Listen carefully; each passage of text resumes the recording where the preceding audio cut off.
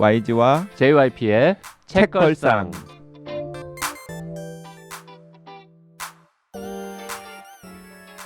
책에 관한 걸쭉하고 상큼한 이야기. YG와 JYP의 책걸상이 찾아왔습니다. YG 강량구입니다. JYP 박재영입니다. 자, 오늘 그리고 특별 손님 한 분 모셨습니다. 네.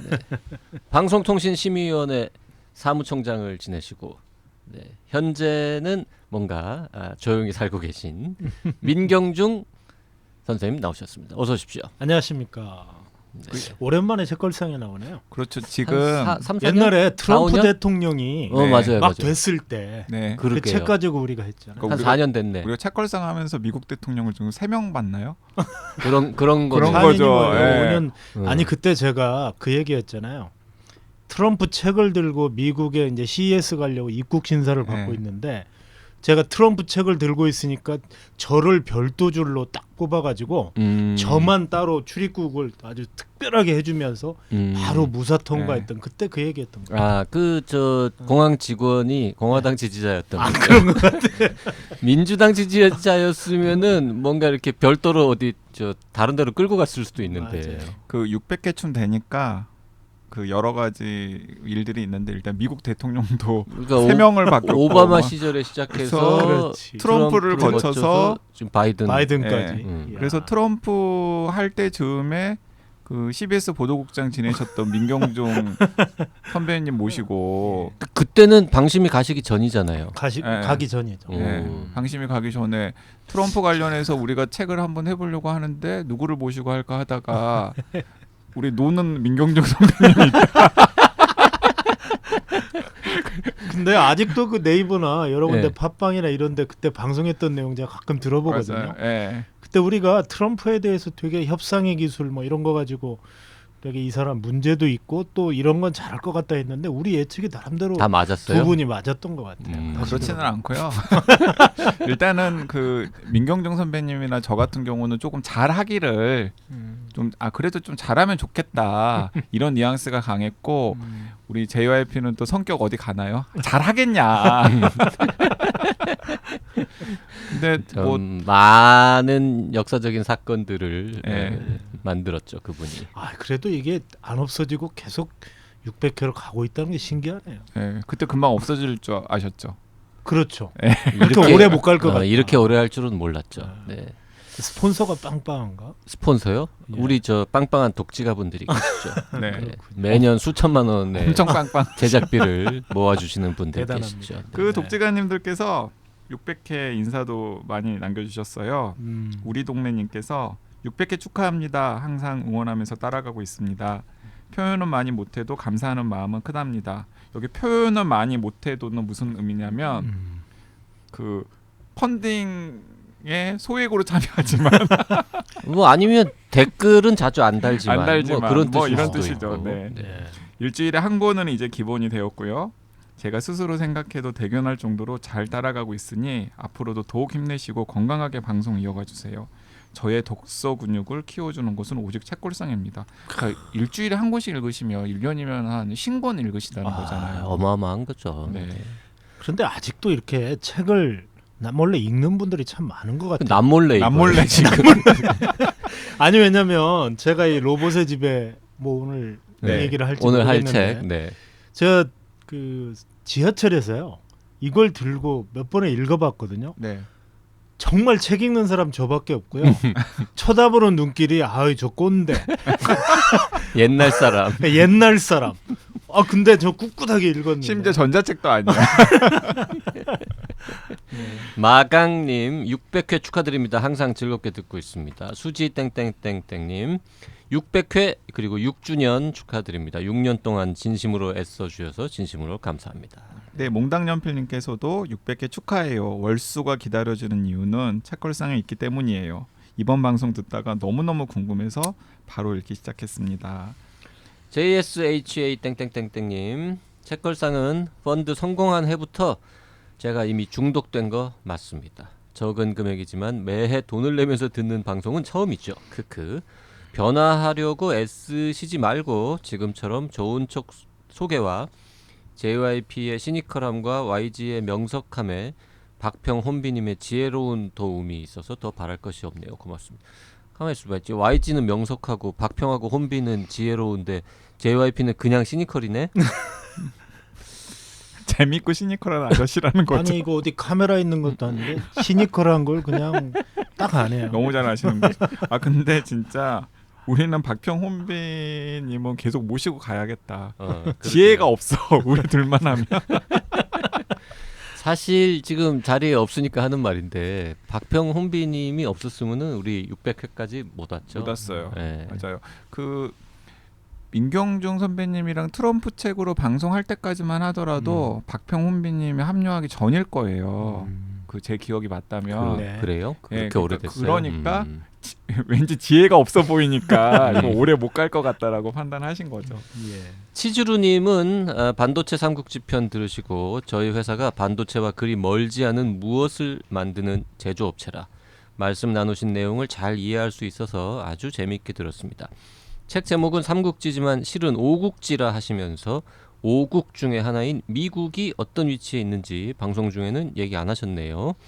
제가 알기로는 대만, 한국, 중국, 일본이 미국제 소프트웨어를 써서 반도체를 설계하고 미국 생산 기계로 반도체를 만들고 있어서 어떻게 보면 나머지 네 나라와 다른 의미의 강국일 것입니다. 책에는 그런 내용도 쓰여 있겠죠. 1화판이 나오면 읽고 싶습니다. 네. 동강동 호랑이님께서도 게스트로 나오신 권석준 교수님 설명을 정말 잘하시네요. 전공 분야가 패터닝이라 그런지 몰라도 발음부터 문장과 어휘가 놀랍도록 적합하고 효율적이십니다. 일부 들으면서 반도체 산업 관련해서 막연하게 알았던 것들이 머릿속에서 잘 정리되는 기분이 들었습니다. 게스트도 게스트지만 JYP가 일반인 수준에서 이해할 수 있도록 MC 역할을 무척 잘하셔서 그런 것 같아요. 책걸상 덕분에 거리감이 있던 문학책들을 많이 접했는데 이런 최신 공학 분야까지 다뤄주시다니 감사할 따름입니다. YG는 국내 최고의 지식 큐레이터가 맞는 것 같아요. 네, 감사합니다. 네. 그러니까 YG는 지식 큐레이션을 잘하고 JYP는 그냥 진행을 잘하는. 아 권석준 교수님 나오셨군요. 네, 나왔습니다. 아세요? 아니 반도체. 이분이 반도체 엄청난 전문가고 대박이시더라고요, 그분. 그 메디치 미디어라고 출판사인데 네, 네. 거기에서 그 이분이 자주 피렌체 식탁에 반도체 관련 글을 올리셔서 그 메디치 미디어라고 하는 출판사에서 피렌체의 식탁이라고 하는 예, 웹진을 그렇습니다. 운영을 하는데 거기에 반도체 관련 글들을 많이 쓰시죠. 그럼요. 네, 네. 맞습니다. 그 권석준 교수님께서 이제 쓰신 글들을 모아서 반도체 삼국지라는 책을 펴냈는데 네. 그 책을 제가 기획했습니다. 아 그러셨어요. 네네. 그래서 그 후편도 지금 기획하고 계신가 봐요. 반도체 지정학. 그 뭐 내용이 같은 거 아닙니까? 그런데 뭐가 다르지? 반도체 삼국지 이후에 반도체 삼국지 좀 역사적인 내용들을 많이 다뤘잖아요. 그 반도체 지정학은 최근의 상황을 그리고 좀더 약간 초점 맞춰가지고 미래 전망까지. 미래 전망. 사실 제가 이번에 이제 CES 다녀왔잖아요. 근데 그 윌리엄 쇼클리가 벨 연구소에서 이제 그 말하자면 트랜지스터 어떻게 보면 반도체를 정말 실리콘으로 진공관에서 그 기술을 했는데 이 반도체 역사가 곧 이 서부의 역사, 미국 서부의 역사고 그것이 곧 실리콘밸리의 기본이 됐고 이것이 지금의 어떤 그 CES의 역사와 관통하는 그게 다 이어져 있더라고요, 사실. 저 여기서부터 그 시작을 해보면 좋을 것 같은데 이제 오늘 우리가 가져온 책이 마틴 포드가 지은 로봇의 지배라는 책인데 네. 그 로봇의 지배라고 하는 책에 게스트로 민경중 선배님을 모신 중요한 이유 중에 하나가 중요한 이유가 있어요. 사실 제가 몇 주 전에 우리 민 선배께서 이제 CES 다녀오셨거든요. CES에 한 10번 가셨죠? 뭐 10번까지는 아니고 한 8번 정도 8번. 온 것 같습니다. 일단 CES가 뭔지부터 좀 설명해 주시죠. 모르시는 분들 있을 수 있으니까. CES 컨슈머 일렉트로닉 쇼. 원래는 그러니까 이제 소비자 가전 쇼.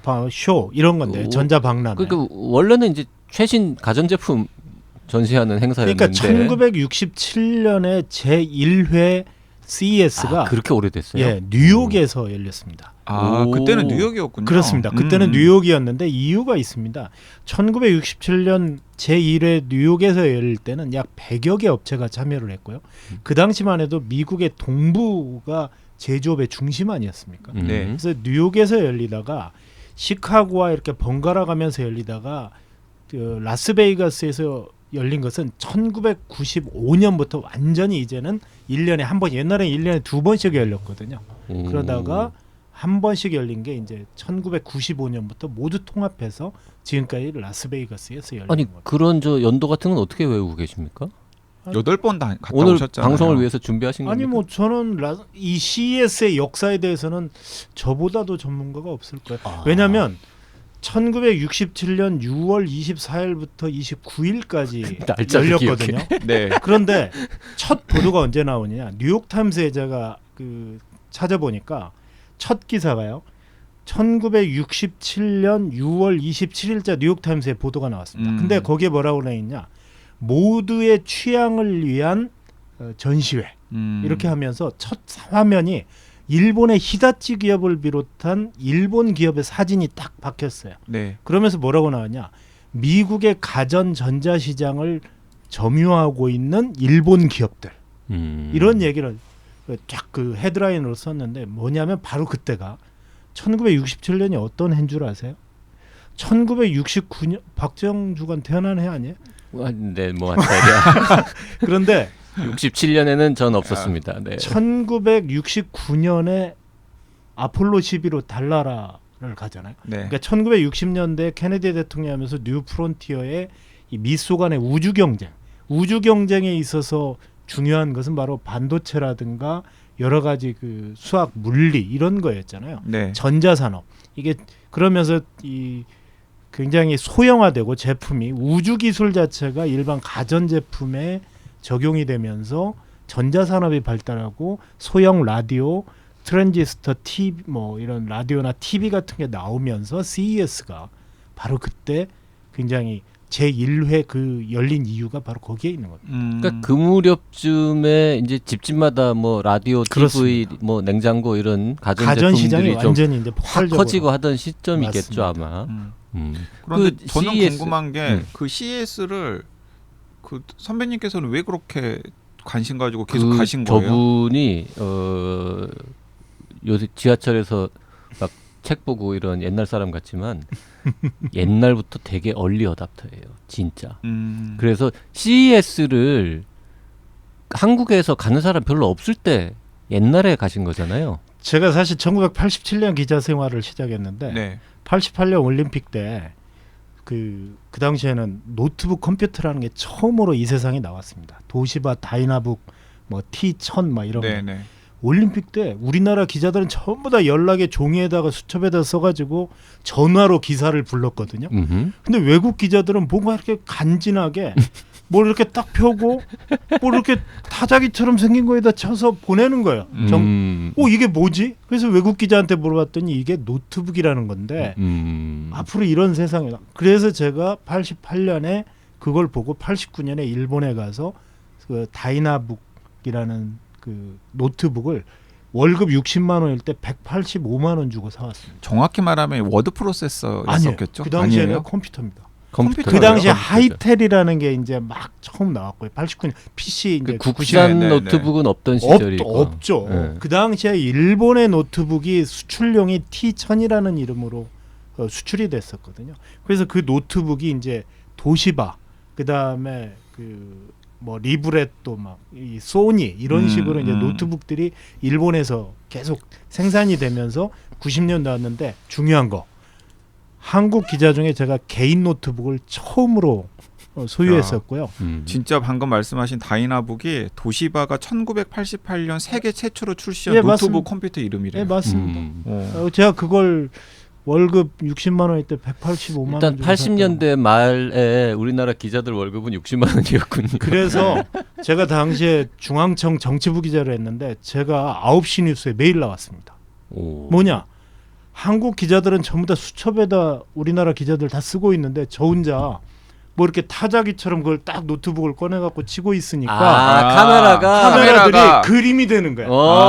샷이. 그러니까 항상 뭐 제 옆에 와서 이렇게 카메라를 찍거든요. 괜찮다. 근데 그 당시에 친구들이 9시 뉴스에 말은 안 나오고 그림만 네. 나온 거. 근데 친구들은 약간 부러워하면서 약간 철없다고 생각했을 것 같아요. 왜냐하면 아니, 지금 재수 없다고 60만 생각하지 원, 아니 않았을까? 그러니까 60만 원인데 180만 원짜리 노트북을 산 거잖아요. 185만 원. 185만 원. 그러면은 지금 기준으로 따지면 예를 들어서 기자 월급 300만 원으로 치면은 1000만 원짜리 노트북을 산 거 친- 아니에요. 친구들이 뭐라고 하는지 아세요? 친척들이 아니 너 기자 됐다더니 무슨 타자 수를 하고 있더라. 타자 정략. 그때만 하더라도 기자는 이렇게 수첩에다가 막 끄적끄적 길쭉한 하는 수첩에. 게 일반 기자들한테 개인 노트북이 보편적으로 지급된 게 언제인 줄 아세요? 제가 88년, 89년이라고 그랬잖아요. 95년에 처음으로 개인 노트북들이 이제 개인들에게 지급이 됐습니다. 회사에서 사주기 시작한 게. 근데 저는 개인적으로 18대를 노트북을 샀거든요. 그 뒤로도. 모두 왜 회사에서 안 사줬어요? 다이나북 이후에 소니 U101, U50, 왜냐하면 사실 뭐 저도 그런데 샤프 가만있어요. 5년 지나는 동안 18대 개인적으로. 그러니까 2년에 한 대씩 계속 샀다는 그렇습니다. 거네요. 회사에서 안 사줍니까? 회사에서 사준 건 사준 거고 저는 회사에서 사준 거 후진 거 네, 사주잖아요. 그러니까 저도 한 그래서 번도 저는 무조건 회사에서 사주는 노트북을 써본 적이 없어요. 그래서 저는 샤프에서 나온 최초의 타블렛 PC를 98년에 샀었고요. 최초의 컬러 노트북이 역시 그 샤프에서 나왔던 거 1995년 글라이드 포인트 처음으로 나왔던 거 싱가포르 가가지고 제가 $4,800를 당시에 카드 3개를 나눠가지고 샀었죠. 자, 지금 지금 우리는 원래 이제 저 옛날 사람 캐릭터는 JYP가 맡고 있는데 오늘 이제 더 옛날 사람 나오셔가지고 그런데 어쨌든 옛날에 간에 신났던 얘기. 그러니까 1988년에 나온 세계 최초의 노트북을 지금 3개월치 돈으로 월급을 3개월치 털어서. 월급을 털어서 산 증인의 이야기를 지금 들은 거니까 이것만으로도 사실은 의미 있는 방송이네요. 오늘. 그러니까 노트북을 그렇게 일찍 사신 분이니 CES라고 뭔가 신기한 쇼가 있다더라. 그렇죠. 그런데도 라는 얘기를 가는 듣고 이게 오래전에 사실 그 뭐 8번 가셨어도 이거 8년 연속으로 가신 게 아니잖아요. 이제 그렇습니다. 띄엄띄엄 갔으니까 사실은 훨씬 오래전에. 제가 솔직히 이 말씀 하나 드리고 싶은 게 제가 2000년 초반에 정통부라는 데가 있었잖아요. 정보통신. 네네네. 거기 출입 기자를 했어요. 지금 과학기술부랑 합쳐져 가지고 그렇습니다. 과학기술정보통신부가 제가 베이징 됐죠. 특파원 끝나고 98년에 그 정통부 왔더니 전 라디오 기자였거든요. CBS. 그 당시에 CES에 기자들을 이렇게 데리고 갑니다. 업체들이 삼성이나 LG나. 좋았을 때 기자들한테 근데 좋았을 때. 당시에 제가 간사였는데 저를 라디오 기자라는 이유로 가고 싶었는데 안 데리고 가는 거야. 제 차례인데도. 그러면서 TV나 신문만 데려갔어요? 그렇죠. 오. 심지어는 제 차례인데도 나 거기 가고 싶다. 나 무지 얼리어댑터고 내가 야 간사인데 왜 안 데려가냐. 저 그거 여쭤보려고 그랬어요. 그러니까 왜냐하면은 계속 조직에서 보내줬을 것 같지는 않거든요. 좀 네. 얘기하실 아니 거예요. 그래서 당시에 삼성에 제 차례인데 안 데리고 가는 거야. 이유가 뭔지 아세요? 라디오 방송이기 때문에 이것도 지금 라디오나 마찬가지인데 네. 뭘 보여줄 수가 없는데 제품을 뭔가 보여줄 수 없는데 신문이나 왜 신문은 사진이나 아니면 TV는 카메라로 쫙 찍어서 하지만 라디오는 없잖아. 제가 그때 무슨 맘 먹은지 아세요? 인터넷 신문을 만들어야겠다. 그렇습니다. 그런 게 뭔가 보여지는 걸 만들어야 되겠다. 네, 이게 네. 바로 2년 뒤에 노컷뉴스라는 노컷뉴스. 걸 제가 이름을 짓고 만든 계기가 네, 됐고요. 그 그 여러분- 한을 풀려고. 여러분 그 인터넷 그 포털 사이트에서 너무나 많이 보는 그 CBS 노컷뉴스 여기 만드신 분 여기 지금 스튜디오에 계십니다. 그 대개 이제 뭐 그런 거를 내가 만들었다라고 주장하는 사람들은 실제로는 같이 안 만들었거나 아니면 같이 만든 100명 중에 한 명인데 저분은 진짜 자기가 진짜 만들었- 만드신 분이에요. 저도 인정. 저도 그때 현업에 있었기 때문에 사실 압니다. 그 저분은 언론계에서는 뭐 다른 뭐 무슨 어쩌고 저쩌고 이런 거 다 빼고 그냥 노컷 뉴스 만든 사람 예. 이러고 다 알려져 있는 분이죠. 김현정의 뉴스쇼도 제가 기획했어요. 김현정의 뉴스쇼도 만드신 분이긴 한데 근데 어쨌든 김현정 노컷뉴스 PD 만든- 이야기는 다르던데. 아니 그러니까 봐봐. 같이 만들었다고. 그 송건필 최소한 PD하고 같이 같이. 같이 만들었다고. 만들었다. 네, 같이. 왜냐하면 김현정 앵커를 제가 뽑았으니까. 예. 근데 두 번째는요. 삼성 그 뒤로 어떻게 했습니까? 제가 기자 생활하면서 저 자식들하고는 내가 삼성의 돈을 받거나 삼성의 도움을 받는 일은 절대 없을 것이다. 네. 그래서 제가 한이 맺혀가지고 CES를 내돈내산 내 돈 주고 가서 보자. 그래서 저는 지금도 CES 가잖아요. 남들은 막 그 따라간 기자들 지금도 스폰서한 기자들 삼성 TV가 어떻고 이러고 쓰잖아요. 저 절대 삼성이나 LG 같은데 그- 안 가거나 저 가더라도 맨 마지막 날 가고요. 그 진짜 자그마한 여덟 기업들 번을 전부 자비로 갔어요. 그러면 거의 6-7번 제 자비로 갔습니다. 그 저기 그 돈 많이 드는데 그거. 집에 계신 이번에도 한 600만 원 사모님께서 약간 타박하지 아니, 않으세요? 이미 포기했어요. 왜냐하면 18대 노트북 살 때 어떻겠습니까? 그래서 제가 집사람한테 그래요. 저는 야, 엄청 혼날 것 같은데. 자동차가 아니어서 얼마나 다행이냐. 아 그렇죠. 자동차를 2년에 한 대씩 바꿔봐봐. 자동차 무슨 오디오 장비 뭐 네. 그런 것도 있잖아요. 노트북은 기자의 필수품이잖아요.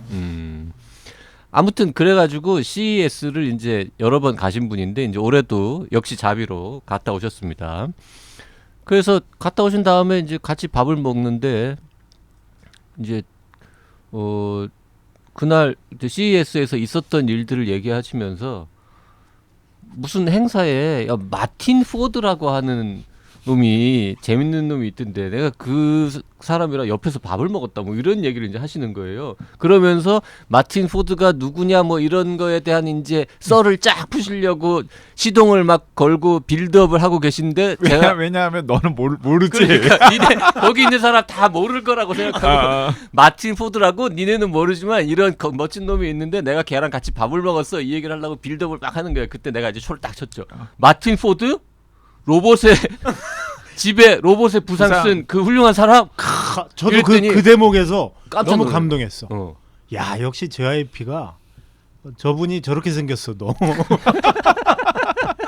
대단하게 서로 지금 저분이 저렇게 생겼어도라고 갈구는 겁니까? 대단한 그 로봇의 집에 책을 딱 내면서 이분 하면서 그래서 딱 얘기하. 심지어 그때 제가 그랬죠. 제가 로봇의 지배를 이미 다 읽었습니다. 신간. 그러니까. 로봇의 부상은 몇 년 전에 읽었고 예. 근데 저분은 마틴 포드랑 밥은 먹었을지언정 그때까지만 해도 로봇의 지배를 안 읽으신 상태였어요. 책은 안 읽었고 그러니까. 옛날에 강연만 듣고 테드에서 오신. 강연을 네, 테드 강연 듣고 요번에 CES에서 그렇습니다. 직접 강연 듣고 그다음에 옆에서 밥 먹고 솔직히 창피한 얘기지만 그렇게 중요한 분인지도 몰라. 모르고 밥 먹고 제 옆자리에 있으면서도 아니 뭐 그냥 뭐 외국인 중에 하나고 옛날 테드에 나와서 했구나 했는데 오히려 그 사람한테 직접 사인을 받고 이 한글 번역판 책을 읽으면서 이 사람이 이렇게 대단한 사람이야? 아 사인도 받았어요? 예 여기 사인 있잖아요. 여기. 오. 마틴 포드. 오 진짜네? 오. 2023년 1월 6일 마틴 포드. 마틴 포드 사인은 되게 흉내내기 쉽겠는데 아무나 할 수 있을 것 같이 간단하게 생기긴 했네요. 예. 그래서 그 사실 그 민경준 선배님께서 CES를 다녀오시기 전에 이미 로봇의 지배를 책걸상 방송에서 하는 건 정해져 있었어요. 정해져 있었죠. 아 그랬구나. 그러니까 이제 정해져 있었던 이유는 뭐냐면 2018년 8월에 이 마틴 포드의 전작인 로봇의 부상을 책걸상에서 한번 했었어요. 네. 근데 그때도 어떻게 했었냐면 우리 인공지능이나 로봇 같은 거 뜨는데 관련된 책 한번 해보면 어떨까라고 이야기를 하면서 어떤 책이 좋을지를 둘이 브레인스토밍을 하는데 제일 먼저 JYP가 딱 꼽은 책이 로봇의 부상. 저도 제일 먼저 꼽은 책이 로봇의 부상. 왜냐하면 마틴 포드의 로봇의 부상이 당시까지 나온 로봇, 인공지능 뭐 그리고 인간의 삶과 어떤 상호작용을 할지에 대해서 특히 일자리에 초점을 맞춰가지고 가장 잘 정리된 책인 것 같더라고요. 그런데 딱 서로 상의도 안 했는데 JYP도 바로 마틴 포드의 로봇의 부상하자.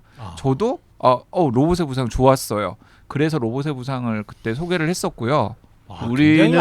우리는 굉장히 믿고 보는 저자거든요. 네. 그래서 다음 책이 나오면 우리 무조건 본다. 이런 느낌의 저자. 최근에 또 이야기를 했는데 이제 저는 그 작년 9월에 로봇의 지배라고 하는 새 책이 우리나라에 번역돼서 나오자마자 바로 저는 이제 챙겨서 읽었고 그 JYP는 그때 바빴는지 책이 나왔는지를 몰랐던 몰랐어요. 거예요. 그러다가 연말에 뭐 그 새로운 시즌에서는 어떤 책들을 소개를 할까 좀 다양한 책들을 해보자라고 이야기를 하면서 야, 이 로봇이나 인공지능 관련해서는 최근에 재밌는 책 없어? 라고 했더니 마틴 포드 새 책 나왔는데 모르셨어요? 라고 이야기를 하면서 이제 로봇의 지배를 읽고 방송을 하기로 했고 게스트는 누구를 부를까 막 이게 상의하던 문제예요. 참에 이 게스트를 부를 만한 사람이 마땅치 않거든요. 근데 그러는데 마틴 포드랑 밥 먹었던 사람이 있는 거야. 뭐 저자랑 밥 먹은 사람 있으면 게스트로 모셔야지. 지금 대한민국에 마틴 포드랑 밥 먹은 사람 몇 명이나 되겠어요. 마틴 포드의 이 강연을 현장에서 들어본 사람 몇 명이나 되겠어요. 예. 그러니까 이제 오늘 모신 거죠. 네. 지난번에 로봇의 부상은 누구랑 했어요? 모르겠어요. 기억 안 나요. 그때 아마 써니랑 하지 않았을까? 모르겠어요. 아니면 네. 뭐 그 양지훈 변호사랑 독변? 했나? 뭐. 네. 그 로봇의 지배라고 하는 마틴 포드의 책으로 오늘 방송을 이제 이번 주에 할 건데 뭐 이제 1부는 벌써 시간 다 지나가지 않았습니까? 우리 옛날 얘기 하느라고. 일단 결론을 먼저 말씀드리면 로봇의 부상을 재미있게 읽으셨던 분들 반드시 요거 다시 읽어야 됩니다. 사실 저만 해도 로봇의 부상 나온 지 지금 기껏해야 뭐 한 5년 됐는데 5년. 예. 그 사이에 뭐 얼마나 많이 바뀌었겠어. 책이 그냥 때 됐으니까 이 베스트셀러 저자가 이제 좀 돈 좀 벌려고 비슷한 내용으로 또 썼나 보다 뭐 이런 의심을 약간은 했걸랑요. 근데 딱 읽어봤더니 완전히 바뀌었죠. 완전 딴 책이에요. 네. 5년 전의 책하고는 또 다른 이야기고 5년 전의 책이 로봇을 걸고 들어가서 주로 이제 일자리 얘기를 하는 책이었다면 이 책은 로봇을 걸고 들어가지만 사실은 인공지능이라는 화두에 천착한 훌륭한 책이다. 이 말씀 드리고 싶고 그럼 로봇의 부상을 안 읽으신 분들은 어떻게 되느냐? 그냥 로봇의 부상을 그냥 안 건너뛰고, 읽으셔도 돼요. 건너뛰고 그냥 이거만 읽어도 돼요. 음. 네. 그 말씀까지 전 드리고 이제 마치겠습니다. 또 할 말이 없습니다. 그리고 이 마틴 포드가 되게 그 훌륭한 게 무엇이냐면 로봇의 부상 때 이제 본인이 그 당시까지의 취재했던 내용과 뭐 통찰을 가지고 현재는 이렇고 미래는 이렇게 될 것이다라고 전망을 했는데 지난 5년 정도의 시간 동안 그 전망들 중에 틀린 것도 있고 그리고 섣부르게 예측한 것들이 분명히 그 로봇의 부상이라는 책에 있었거든요.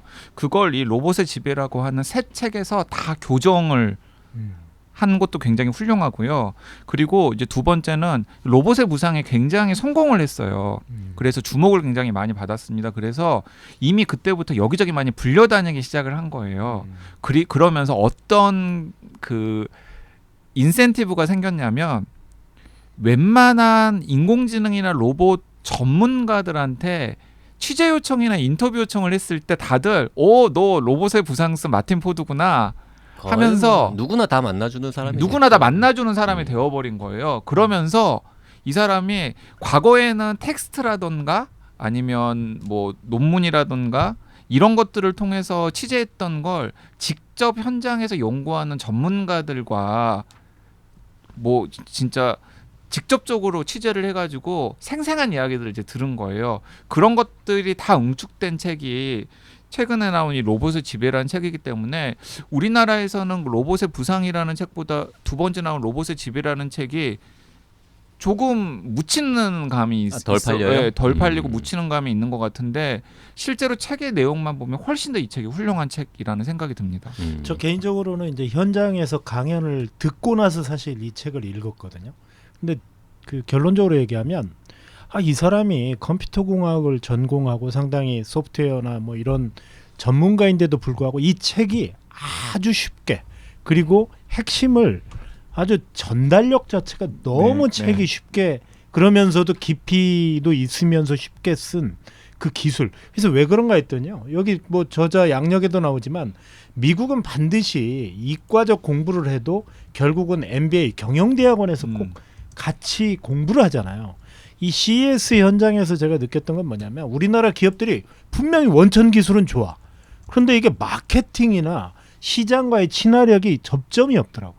반면에 프랑스의 스타트업이나 미국의 기업들은 반드시 개발자가 자신 있게 그 현장에서 설명하는 걸 보면서 자기 기술을 어떻게 시장에 접목하고 마케팅할 것인가를 얘기하는데 굉장히 그 익숙하다. 이런 점이 차이였던 것 같은데 마틴 포드도 이 책에서 그런 점을 볼 수가 있습니다. 마틴 포드는 이제 원래 대학에서는 컴퓨터 공학을 전공했고 UCLA에서 MBA를 했는데 이분은 뭐 제가 만나본 적은 없지만 말도 잘하고 글도 잘 쓰는 맞습니다. 그런 사람인 것 같아요. 뭐 기고는 뭐 뉴욕 타임즈, 포천, 포브스, 워싱턴 포스트, 하버드 비즈니스 리뷰, 가디언 뭐 이런 A급 매체들에 쭉 글을 썼고 CNN, NPR 등등, CNBC 등등 수많은 라디오와 TV 프로그램에도 출연했는데 아니 전 테드 안 봐서 그런데 강연도 잘합니까 진짜? 아 강연도 강연 잘하고요. 잘해요. 강연도 잘하고요. YG는 어떻게 알아요? 저도 테드, 테드 봤죠. 봤어요? 아, 그 300만 명 중에 한 명입니까? 저도 테드 볼 수 있습니다. 아니 그리고 제가 여기 들고 왔지만 그 사람의 이 프리젠테이션 PPT 자료를 가져왔는데요. 어떤 기교나 이런 게 전혀 없죠. 없는데도 아, 불구하고 예. 저처럼 영어 못하는 사람도 이 프레젠테이션과 이 사람이 얘기하는 것이 속속 귀에 들어올 또 정도. 원래 진짜 A급 강연자들은 슬라이드가 단순하죠. 예 맞습니다. 네. 그런 그리고, 것 같아요. 그리고 이 마틴 포드가 또 굉장히 그 재주가 있는 사람인 게 뭐냐면 로봇의 부상 낸 다음에 로봇의 부상과 로봇의 지배사의 책이 한 권 더 있어요. 아 그래요? AI 마인드라고 하는 책이 있어요. 근데 그 책은 인공지능 전문가들 인터뷰한 책이에요. 그거 한글판 있어요, 그것도? 한글판 있어요. 그 책도 오. 원래 제목은 아키텍처 오브 인텔리전스인데 그걸 이제 한국에서는 AI 마인드라고 하는 이름으로 번역이 되어서 나왔는데 그 좀 아까웠던 거예요. 왜냐하면 로봇의 부상 이후에 진짜 인공지능판에서 실제로 어떤 일이 벌어지는지를 이제 궁금하잖아요. 그래서 아까 말씀드렸던 것처럼 본인이 컨택하면 다 너 마틴 포드야? 내가 만나줄게. 뭐 이렇게 된 거죠. 그래서 이 사람 저 사람이라 만나가지고 막 뭐 대화를 정리를 하다 보니까 이것만을 묶어서도 지금 인공지능판에서 무슨 일이 벌어지는지를 사람들한테 전달하는 책을 낼 수 있겠네. 그래서 그 아키텍처 오브 인텔리전스라고 하는 우리나라에서는 AI 마인드라고 번역된 책을 냈고, 근데 그 책은 아무래도 인터뷰집이니까 좀 정리가 안 된 듯한 느낌이 있는데 그것까지를 모은 다음에 코로나 시작했을 때 막 여러 가지 자료들이나 이런 걸로 또 정리를 해가지고 종합한 게 로봇의 지배라는 책이어서 제가 생각하기에는 앞에 있는 두 권 안 읽고 그냥 로봇의 지배만 읽어도 마틴 포드가 지금 무슨 생각을 하고 있고 그와 만난 여러 전문가들이 어떤 식견을 가지고 있는지를 한 권으로 정리할 수 있겠다라는 생각이 들더라고요. 그 이제 로봇의 지배라고 원제는 이제 룰 오브 더 로봇 이렇게 되어 있는데 이거는 이제 전작의 인기를 좀 묻어가기 위해서 예, 전작이 이제 라이즈 오브 더 로봇 로봇의 부상이었으니까 그 단어 하나만 살짝 바꾼 건데 이게 그 사실은 로봇의 지배 이 책만 보면은 아주 딱 어울리는 제목은 사실 아니지 않습니까? 아니에요, 맞아요. 예. 맞습니다. 오히려 로봇의 지배라고 과장하는 사람들은 현실을 좀 알아야 해. 이런 뉘앙스가 오히려 더 강하죠. 사실 로봇이라고 하면 흔히 우리는 그 어떤 형상화된 어떤 물체, 그러니까 우리 인간과 닮은 어떤 이런 로봇을 생각하는데 사실 이 책에서 얘기하는 건 로봇을 움직이는 어떤 체계, 플랫폼 이것이 바로 인공지능 아니냐. 그렇기 때문에 그 AI의 핵심적인 부분들을 사실 얘기해서 정확하게 얘기하면 로봇에 관한 책이라기보다는 진짜 아까 말씀하신 것처럼 인공지능. 그걸 움직이는 체제 네, 그리고 인공지능이 앞으로 어떻게 작동할 것인가 우리 삶에 있어서. 그래서 오히려 부제가 이 책의 내용을 좀 더 정확하게 설명하고 있는데요. 부제를 그냥 한국어로 번역하면 인공지능은 어떻게 모든 것을 바꿔놓을까 뭐 이런 바꿔 놓았나라고 한글을 제목은 붙여놨고요. 네, 영어로는 이런 부제인데 How Artificial Intelligence Will Transform Everything. 그러니까 그게 이 책의 내용을 훨씬 더 잘 설명하는 거죠. 맞습니다. 네. 그 마틴 포드 강연 같은 거는 그게 CES 공식 행사가 아니라 뭔가 이렇게 추가로 돈 내고 들어가는 이런 거죠. 예, 그랬습니다. 우리 그 더 밀크라고 하는 우리나라 그 매경 특파원했던 기자가 회사를 때려치고 자기가 CES와 미국의 스타트업 기업들을 전문적으로 취재하는 하나의 스타트업 기업을 미디어를 만들었어요. 스타트업 미디어. 예, 그렇습니다. 스타트업을 전문으로 취재하는 스타트업 미디어. 음. 그래 펀딩을 해서 실제로 여기 한 열 몇 명 되는 이 기사 쓰는 기자들을 모아가지고 실제로 미국의 어떤 주식과 연계된 그 스타트업 기업들이나 빅테크 기업들 그랬는데 이제 그 더 밀크가 3년 전부터 CES에 어떤 그런 행사를 주관하고 가이드를 하고 뭐 이렇게 하는 거여서 이번에 이제 K 이노베이션이라고 그래서 K 어떤 그 나이트 K 나이트 그 자리에 유료 강연회를 기획을 했고 마틴 포드를 비롯해서 뭐 뇌공학 박사 장동선 박사라든가 이런 분들을 모아서 했는데 그 자리에 약 200여 명의 한국 분들 그 자리에는 뭐 그 상당히 유명한 분들 뭐 또 많았고요. 그래서 거기에 모여서 거기에 마틴 포드가 했는데 입장료가 $400였습니다. 저녁 식사와 함께 그 강연을 듣는 비용. 그런데도 그 자리에 정부기관에서 온 사람들도 있지만 정말 자발적으로 온 사람들, 대학생도 있고요. 기업체 뭐 주성 엔지니어링 회장, 무슨 뭐 그다음에 그 삼성전자의 뭐 이런 사람들, 은행, 정말 각계각층의 사람들이 자발적으로 자기 돈을 내고 오는 그런 자리였습니다. 회사에서 출장비 처리해 주겠죠. 뭐 $400 정도는. 아니 제 돈으로 했습니다. 아니 이제 그 다른 기업에서 오신 분들 같은 경우에는 그 CES에 가서 그 사실 뭐 영어도 잘 안 되고 이런 분들이 그냥 와서 그냥 수박 겉핥기로 구경하고 이렇게 오르고는 그냥 가는 분들도 사실 좀 있잖아요. 이제 그런 분들을 위해서 이렇게 좀 한국인들을 모아서 조금 더 공부시켜주는 사실 이게 뭐냐면요. 통역이 있었어요? 아니 원래 통역은 없었어요. 마틴 통역 포드 강연에. 없었습니다. 그런데도 뭐 비교적 다 이해하기 쉽도록 돼 있었는데 과거에 CES의 이 네트워크 모임이라는 게 있었어요. 네. 그게 바로 아래 한글을 만들었던 이찬진 씨가 CES 옛날에 많이 오셨거든요. 그래가지고 어느 날 트위터나 페이스북에다가 자 어느 한국 식당에 혹시 저녁 약속 없으신 분이 모여서 이게 전시장이 너무 방대하니 각자가 보고 들은 바를 서로 공유합시다라고 10여 년 전에 그런 모임을 했어요. 그런데 저는 그 현장에 계속 저도 갔거든요. 네. 그러다가 야 이걸 좀 체계적으로 한번 모아서 뭔가 비즈니스적으로 해봐도 괜찮겠다. 그걸 바로 그 손재관 더 밀크 대표가 딱 해가지고 발전한 네트워킹 모임이에요. 그 손재관 씨가 실리콘밸리 관련해서 책도 내신 분 아니에요? 맞습니다. 매일경제에서 실리콘밸리 특파원을 했던 친구인데 네, 그래서 그런 진짜 한 식당에 허름한 식당에서 모여서 정말 생면부지의 사람들이 한 20-30명이 모여서 나는 봤는데 이런 거 했다. 내일 가면 여기가 좋을 것 같다. 그런 서로 정보를 교환하던 거에서 이것을 이제 사업적으로 그 더 밀크가 만드는 거죠. 네. 책 얘기는 뭐 거의 하나도 하지 않고 그냥 하여튼 훌륭하다. 인공지능에 관해서 정말 잘 정리된 책이다. 근데 이것만으로도 굉장히 마틴 포드 말 잘한다.